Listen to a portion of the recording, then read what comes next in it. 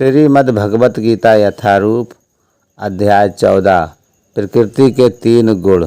श्लोक 14.16 कर्मणासु कृतस्याहु सात्विकं निर्मलं फलं रजस अस्तु फलं दुःखं ज्ञानम तमसा फलम।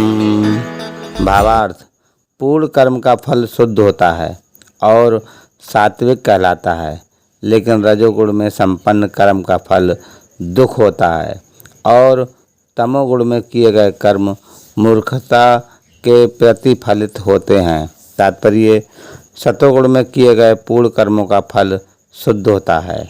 अतएव वे मुनिगण जो समस्त मोह से मुक्त हैं सुखी रहते हैं, लेकिन रजोगुण में किए गए कर्म दुख के कारण बनते हैं। भौतिक सुख के लिए जो भी कर्म कार्य किया जाता है उसका विफल होना निश्चित है।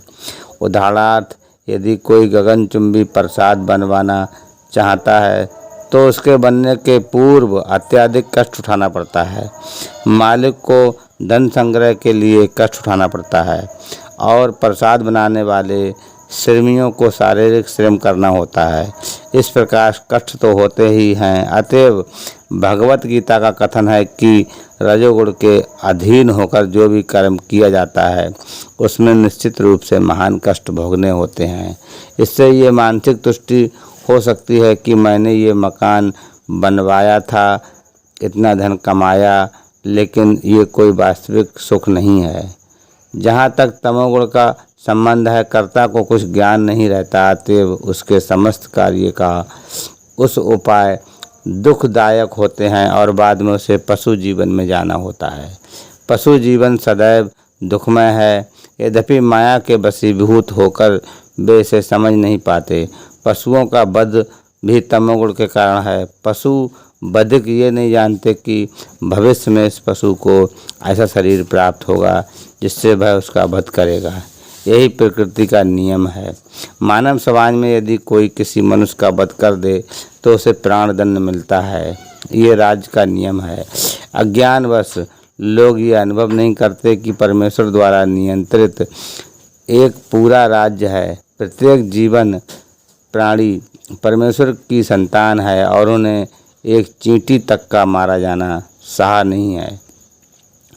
उसके लिए मनुष्य को दंड भोगना पड़ता है। अतएव स्वाद के लिए पशुवध में रत रहना घोर अज्ञान है। मनुष्य को पशुओं के वध की आवश्यकता नहीं है, क्योंकि ईश्वर ने अनेक अच्छी वस्तुएं प्रदान कर रखी हैं। यदि कोई किसी कारण से मांसाहार करता है तो ये समझना चाहिए कि वह अज्ञानवश ऐसा कर रहा है और अपने भविष्य को अंधकारमय बना रहा है।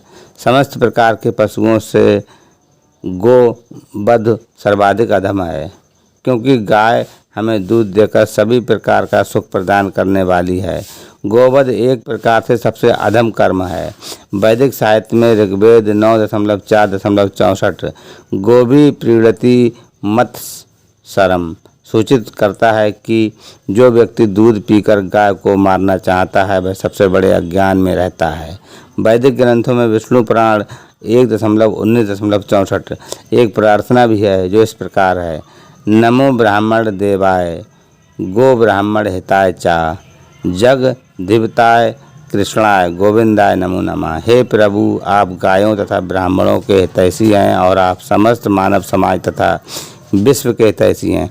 तात्पर्य यह है कि इस प्रार्थना में गायों तथा ब्राह्मणों की रक्षा का विशेष उल्लेख है। ब्राह्मण अत्यधिक शिक्षित के प्रतीक हैं और गाय महत्वपूर्ण भोजन की। अतएव इन दोनों जीवों ब्राह्मणों तथा गायों की पूरी सुरक्षा प्रदान की जानी चाहिए। यही सभ्यता की वास्तविक प्रगति है। आधुनिक मानव समाज में आध्यात्मिक ज्ञान की उपेक्षा की जाती है और गोवध को प्रोत्साहित किया जाता है। इससे ये ज्ञात होता है कि मानव समाज विपरीत दिशा में जा रहा है, अपनी भर्त्सना का पथ प्रशस्त कर रहा है। जो सभ्यता अपने नागरिकों को अगले जन्मों में पशु बनने के लिए मार्गदर्शन करती है वह निश्चित रूप से मानव सभ्यता नहीं है। निसंदेह आधुनिक मानव सभ्यता रजोगुण तथा तमोगुण के कारण कुमार्ग पर जा रही है। यह अत्यंत घातक युग है और समस्त राष्ट्रों को चाहिए कि मानवता को महानतम संकट से बचाने के लिए कृष्ण भावना अमृत की सरलतम विधि प्रदान करें। हरे कृष्णा।